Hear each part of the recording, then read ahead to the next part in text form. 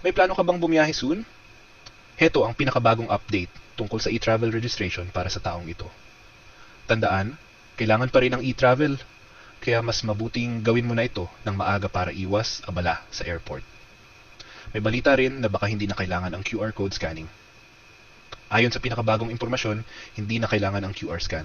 Kapag wala kang ide-declare, diretso ka nang makakadaan. Pero kung may dala kang kailangang ideklara, doon lang kailangan ng QR scanning. Mas maganda na rin na mag-screenshot ka ng QR code para handa ka kung sakaling ito ay hanapin. May mga usap-usapan din na simula Setyembre, papalitan na raw ng biometrics ang e-travel. Pero hanggat wala pang opisyal na anunsyo, mas mainam pa rin na ihanda ang e-travel registration mo. Kapag inayos mo na ito ngayon, mas makakabawas ito ng stress pagdating sa airport. Para magparehistro, pumunta lang sa etravel.gov.ph. Malinaw at madaling sundan ang mga instructions sa website. Step by step ka lang. Hindi mo na kailangang magsayang ng oras sa mahahabang tutorials dahil kahit sino, kayang-kaya itong gawin. Madali lang at ilang minuto lang ang kailangan. Dahil nga naglabas ang DICT ng advisory ng New Enhanced e-Travel App kung saan makikita ang CFO para sa mga Pilipino na pupunta sa ibang bansa na long-term migration at yung mga pupunta sa ibang bansa para sa kanilang foreigner na partner or asawa. Kaya dahil dyan, gagawa tayo ng bagong e-travel registration tutorial para maipakita ko sa inyo kung may pagbabago ba o wala. Pero base sa pag-register ko guys, ay wala namang nabago. Pero may mga nabago lang sa features pero sa registration ay wala naman. Lalo na kung ikaw ay isang OFW. So, eto ang latest e-travel arrival card registration tutorial para sa mga uuwi ngayong 2025. So, para makapag-register na kayo ng inyong e-travel arrival card pa uwi sa Pilipinas, ay pumunta kayo sa e-travel website na etravel.gov.ph. Pero pwede naman kayo mag-register sa eGov app. Pero mas prefer ko sa e-travel website dahil mas madaling makuha na ilalagay ko ang website sa description ng video na ito para hindi na kayo magkamali at para hindi kayo mapunta sa fake website na nanghihingi ng bayad. Dahil paulit-ulit natin pinapaalala ng e-travel registration ay 100% free at wala kayong babayaran ni piso. At kapag napasok nyo na yung website ay ito yung lalabas. I-click nyo yan, click here. At lalabas ito. Sa may mga account na guys, diyan kayo sa sign in or sa login. Sa mga wala pa, diyan kayo sa baba sa create account. At ilalagay nyo ang personal information nyo. Pero sa may mga account na or nakagawa na ng account at hindi nyo na mabuksan, ay pwede naman kayo gumawa ng panibagong account gamit ang ibang email address. At take note guys sa mga nagtatanong kung paano daw kung nakauwi na ng COVID-19 na nakagawa na ng e-travel registration.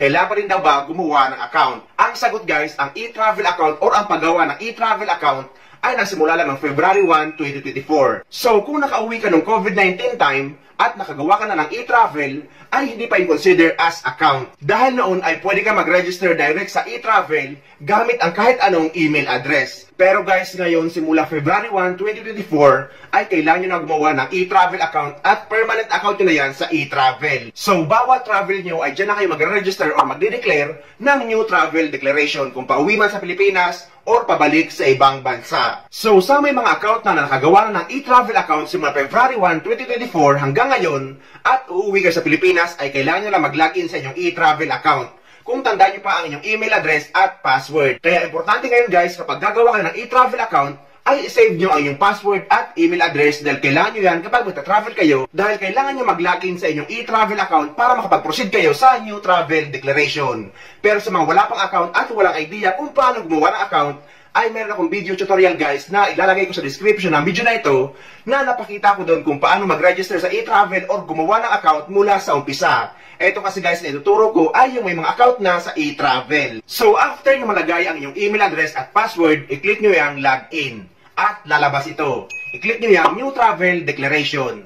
At dito naman guys, hayaan nyo lang yan for me kung para sa inyo ang i-register nyo sa e-travel at Yang Air. At dito naman sa baba guys, dahil nga pauwi sa Pilipinas ang ituturo ko sa inyo, ang pipiliin nyo dyan is arrival entering the Philippines. Pero kapag pabalik kayo sa ibang bansa or pupunta sa ibang bansa, ang pipiliin nyo dyan is departure leaving the Philippines. So pauwi tayo sa Pilipinas, kaya ang pipiliin nyo is arrival entering the Philippines. And after that, click continue. So nandito na tayo sa travel details via air. So dito sa purpose of travel guys, kung isa kayo OFW, bakasyon man, or for good na sa Pilipinas, basta galing kayo sa pagiging OFW kahit for good na kayo sa Pilipinas, ay OFW pa rin ang pipiliin nyo dyan sa purpose of travel. Pero kung permanent resident kayo sa ibang bansa at magbabakasyon sa Pilipinas, ay holiday vacation ang pipiliin nyo dyan. Kung nag-tourist naman kayo at uuwi ka sa Pilipinas, ay returning resident. Pero basta kapag OFW kahit for good na sa Pilipinas, ay OFW ang pipiliin nyo para hindi kayo higpitan sa inyong bagahe. Dito naman sa traveler type ay aircraft passenger. At name of airlines, ilalagay nyo ang name ng airlines nyo at flight number.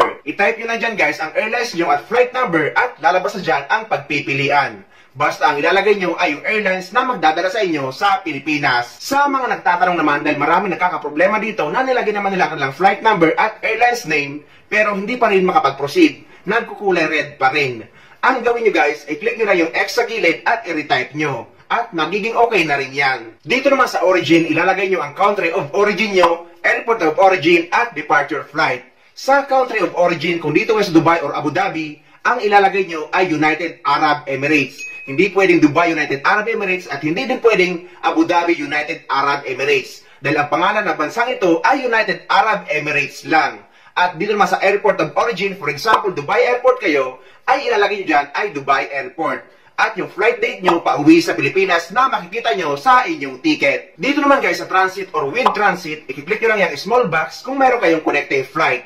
Pero kung wala naman kayong connecting flight sa ibang bansa, ay hindi nyo kailangang i-click at hayaan nyo lang yan. Pero kapag may connecting flight kayo, ilalagay nyo ang country of transit, airport of transit, at date of transit. So dito sa country of transit, inuulit natin kung dito kayo sa United Arab Emirates, ay United Arab Emirates ang ilalagay nyo sa country of transit. Kung sa Dubai man kayo or Abu Dhabi, magko-connecting flight. Hindi pwedeng Dubai United Arab Emirates at hindi rin pwedeng Abu Dhabi United Arab Emirates. Napakarami kasi nagkakamali dito. Dapat United Arab Emirates lang. At dito naman sa airport of transit, ilalagay nyo yung pangalan ng airport na dadaanan nyo sa ibang bansa at yung date ng pagdaan nyo. Inuulit din natin guys na ang connecting flight ay hindi dito kasama ang domestic flight sa Pilipinas or sa ibang bansa. For example, magagaling kayo sa ibang lugar sa Saudi Arabia at may connecting flight kayo sa parehong airport na nasa Saudi Arabia. Hindi yung kasama sa tinatawag na connecting flight. Ganun din sa Pilipinas, kung lalapag kayo sa NAIA at may domestic flight kayo papunta sa probinsya ay hindi na yung consider as connecting flight dahil sa Pilipinas na kayo. Basta ang connecting flight ay ang bansa or kung may ibang bansa kayong dadaanan, hindi kasama ang domestic flight. Dito naman sa destination ay ilalagay nyo ang airport of destination nyo sa Pilipinas at date of arrival. So kung sa NAIA Terminal 3 kayo lalapag, ay itatype nyo dyan ang Ninoy Aquino International Airport Terminal 3 at lalabas ang pagpipilian dyan. At ilalagay nyo ang date of arrival nyo or lapag nyo sa Pilipinas na makikita nyo sa inyong ticket. At dito naman sa destination upon arrival in the Philippines, ang ilalagay nyo dyan ay residence. At kung pareho lang ang address, i-click nyo yung small box na same as permanent residence sa Pilipinas at automatic nang lalabas yan dyan. And after that, click next. At nandito na tayo sa health declaration. Dito naman sa country visited in last 30 days, kung wala naman, ay iwanan nyo lang yan naka-blank. At dito naman sa baba, kung hindi naman kayo nagkasakit sa loob ng 30 days, ay i-click nyo lang yung dalawang no. And after that, click next. Nandito na tayo sa customs declaration. Dito naman guys, kung ang mga dadala nyo sa inyong maleta ay mga basic na mga pasalubong lang, gaya ng sabon, chocolate, lotion, pabango, at iba pa na nakalagay sa inyong maleta, ay hindi nyo na yan kailangan i-declare, lalo na kung hindi naman ito mga mamahalin. At yung mga ginto, gadgets na wala na sa box, ilagay nyo lang sa inyong hand carry at hindi nyo na yan kailangan i-declare. Dahil lahat ng ginto na suot-suot nyo ay hindi nyo na yan kailangan i-declare at hindi na yan kasama sa bilang sa customs declaration. Pati ang ginto na nakalagay sa inyong hand carry, kung ilan lang naman ay hindi nyo na yan kailangan i-declare dahil hindi naman yan consider as in commercial quantities. So dyan sa tanong na do you have baggage to declare, ay i-click nyo lang yan no. Pero kung alam nyo naman sa sarili nyo na may mga dala kayong bagay na marami at sobrang mamahalin, at may pera kayo nalalampas sa 50,000 in peso, at kung dollar naman nalalampas sa 10,000 US dollar na daladala nyo sa inyong bag, ay kailangan nyo itong i-declare. So dito naman sa other details, kung may kasama kayong 18 years old above or 18 years old below, ay ilalagay nyo dyan kung ilan kayo or yung ilan yung kasama nyo. Pero kung wala naman, ay ilagay nyo lang ay 0. At dito naman number of baggage, kung ilan ang check-in baggage nyo, kung isang piraso or dalawa. At dyan naman sa hand carry, ilalagay nyo ay isa. Or kung ilang carry-on ang daladala nyo. At dito naman sa first time visiting Philippines, click no. And after that, click next. So dito naman ay ilalagay nyo ang pirma nyo gamit ang daliri nyo. Pero kung nagpagawa kayo sa ibang tao ng e-travel account, ay pwedeng gayahin ang pirma nyo gamit ang daliri nila. And after that, click next. So dito naman guys, kung wala naman kayo kasama sa pag-travel, i-click nyo lang yung next. Pero kung meron, i-click nyo yung add family member. Pero kung may kasama kayo mag-travel at meron din siyang separate na e-travel account na ginawa niya, ay hindi nyo kailangan i-click yung add family member. ang ilalagay na sa Add Family Member kung ang e-travel account nyo ang gagamitin sa pagre-register sa kanila.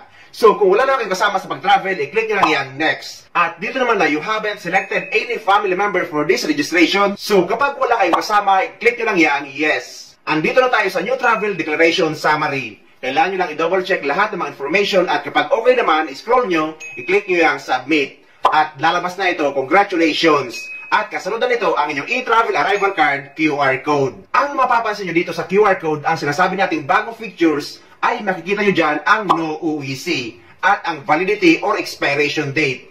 So sa UEC naman guys, okay lang yan dahil pauwi kayo sa Pilipinas dahil ang UEC ay hinahanap naman yan kapag pabalik na kayo sa ibang bansa. At dyan naman sa validity, just in case man na transfer or na-move yung flight nyo ay kailangan nyo lang i-edit. Pumunta lang kayo sa baba ng New Travel Declaration doon sa Travel History. I-click nyo lang yung View Manage para ma-edit nyo. Pero kung ayaw or hindi ma-edit, ay i-delete nyo ang Travel History at i-click nyo ulit ang New Travel Declaration at mag-register ulit kayo. So dapat guys, ang registration sa e-travel ay 3 days bago ang flight nyo para hindi maabutan ng expiration. Any days or kahit anong araw basta sa loob ng 3 days bago ang flight nyo ay pwede kayo mag-register sa e-travel. Kahit nga nasa mismong airport na kayo ay pwede pa rin kayo mag-register. Mapapansin nyo rin sa baba na nakalagay ay no baggage declaration.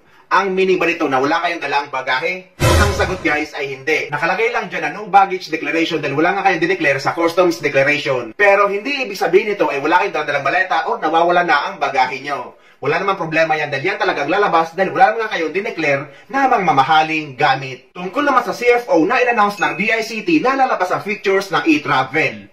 Ang tanong, kailangan ba ito problemahin ng mga OFW? Ang sagot guys ay hindi ito kailangan problemahin ng mga OFW at ng mga tourism visa na pupunta sa ibang bansa. Dahil para lang ito sa mga long-term immigrants or mga pupunta sa ibang bansa para makipagkita sa kanilang foreigner na asawa. Ingat sa biyahe, kabayan ha?